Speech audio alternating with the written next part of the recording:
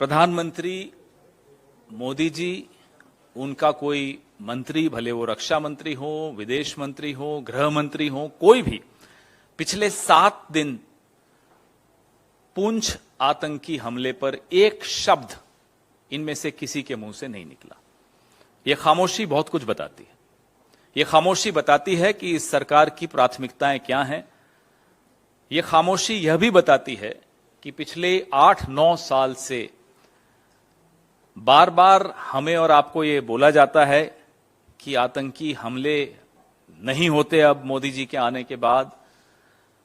दरअसल सच्चाई यह है कि आतंकी हमले न केवल हो रहे हैं, हमारे सैन्य ठिकानों पर हो रहे हैं, हमारे जवानों पर हो रहे हैं। हां, फर्क बस इतना है कि आतंकी हमलों पर चर्चा होनी बंद हो गई। लगाम आतंकी हमलों पर नहीं लगी, लगाम लगी है आपकी और मेरी जुबान पर, लगाम लगी है चर्चा पर, लगाम लगी है कि इस पर कोई बातचीत न हो, सरकार को कोई कटघरे में मत खड़ा करे, कोई इस पर डिबेट्स नहीं हो प्राइम टाइम पे।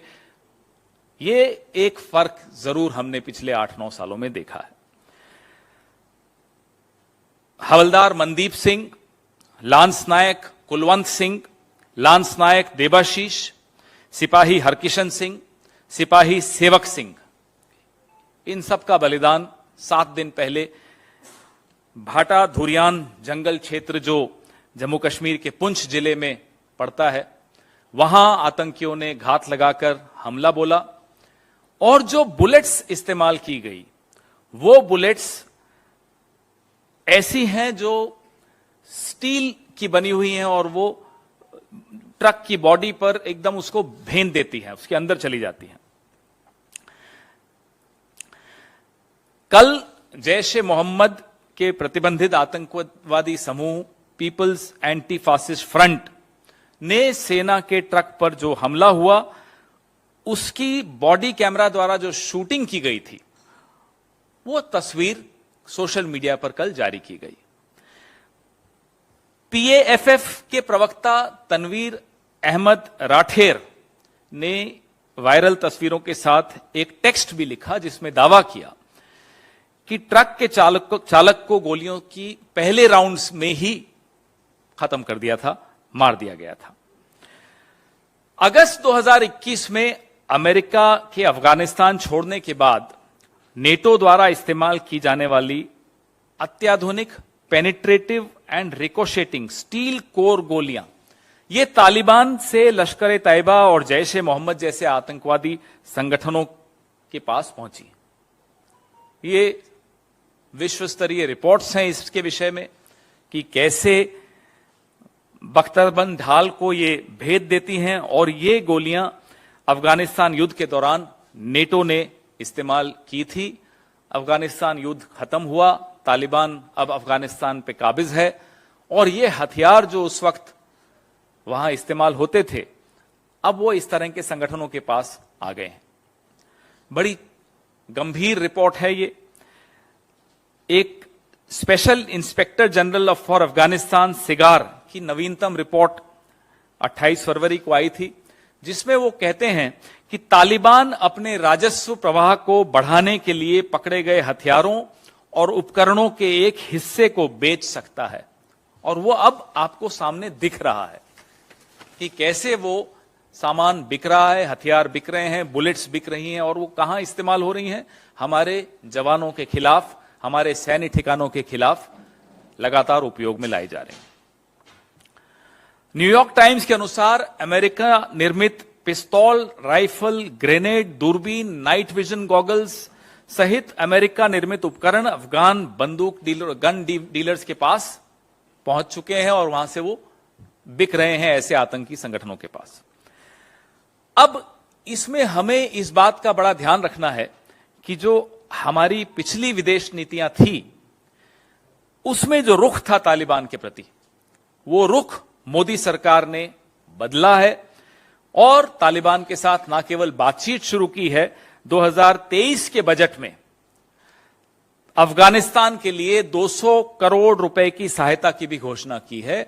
दिसंबर 2022 में काबुल में भारतीय तकनीकी टीम के सदस्यों ने तालिबान के मंत्रियों के साथ चर्चा भी की और भारत के जो प्रोजेक्ट्स हैं वहां उनको वापस से कैसे रिवाइव किया जाए, उनको फिर से नवीनीकरण कैसे किया जाए, उसका आह्वान भी किया।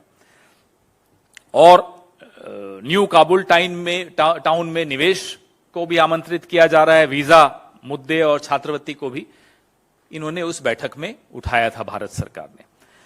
तो लगातार जो आतंकी हमले हुए हैं, जनवरी 2023 बम धमाकों की 2 अलग अलग घटनाओं में घंगरी गांव में आतंकी हमलों में 6 लोगों की मौत हुई थी। यह बमों की योजना कश्मीरी पंडितों के नरसंहार के प्रयास के लिए बनाई गई थी।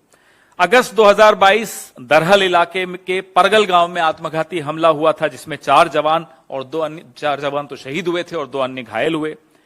इसमें भी यही कवच भेदी गोलियों का उपयोग किया गया था। अक्टूबर 2021 में 3 सप्ताह से अधिक समय तक जारी एक तलाशी अभियान के दौरान वन क्षेत्र में 4 दिनों के भीतर आतंकियों के साथ 2 बड़ी मुठभेड़ों में 9 सैनिक शहीद हुए थे। अगस्त 2021 में राजौरी में एक घर पर ग्रेनेड हमला हुआ, एक नाबालिग लड़के की मौत हुई और अन्य कई घायल हुए। तो लगातार हम आपको बताते रहे हैं कि कैसे आतंकी हमले बढ़ते चले जा रहे हैं, सैन्य ठिकानों पर बढ़ रहे हैं, आम नागरिकों पर बढ़ रहे हैं, और जम्मू कश्मीर में जो स्थिति है वो आपके सामने रोज हम हर दूसरे दिन साझा करते ही हैं।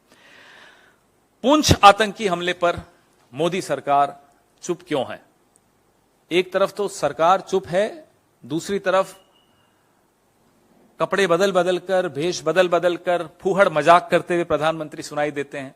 एक तथाकथित चैनल में एक तथाकथित पत्रकार के वहां एक तथाकथित प्रधानमंत्री जिस तरह की टिप्पणियां करते हैं, देखकर लगता नहीं है कि वो नेता है। सीआरपीएफ कैंप, आर्मी कैंप, वायुसेना स्टेशन, सैन्य स्टेशन पे लगातार पुलवामा, पंपोर, उरी, पठानकोट, गुरदासपुर, अमरनाथ यात्रा, सुंजवान सेना शिविर, सैकड़ों जानें हम लोगों ने गंवाई हैं पिछले 8 साल में, और प्रधानमंत्री चुप हैं। कोई इन 5 जवानों की अंत्येष्टि पर आपको मंत्री नहीं दिखा। क्यों? क्योंकि देश में चुनाव, बड़े स्तर पे लोकसभा चुनाव नहीं है, इसलिए। यह देखते हुए कि पुंछ का तालिबान से सीधा सीधा संबंध है, क्या मोदी सरकार के लिए तालिबान के साथ अपनी कूटनीतिक पहल और जुड़ाव करना उचित है? क्या ये सही है कि अभी ये कूटनीतिक संबंध हमारे देश के तालिबान के साथ बने? क्या ये सवाल तालिबान से उठाए जाएंगे? क्या यह सच नहीं है कि मोदी सरकार ने हमारी राष्ट्रीय सुरक्षा को खतरे में डाल दिया है, जिसमें कि जम्मू कश्मीर में 1249 आतंकी हमले हुए हैं, जिसमें 350 नागरिक मारे गए और 569 जवान शहीद हुए हैं। 1249 terror attacks in just Jammu and Kashmir alone, in which 350 civilians lost their lives and 569 Jawans were martyred. This is the story of the no nonsense, no tolerance towards terror policy of Mr. Narendra Modi. ये कहानी, ये दास्तान इस सरकार की आतंक विरोधी नीतियों की है, तथाकथित आतंक विरोधी नीतियों की। लगातार आतंकी हमले हो रहे हैं। दुनिया ने कई बार पहले देखा है हमारी सेना की पराक्रम को।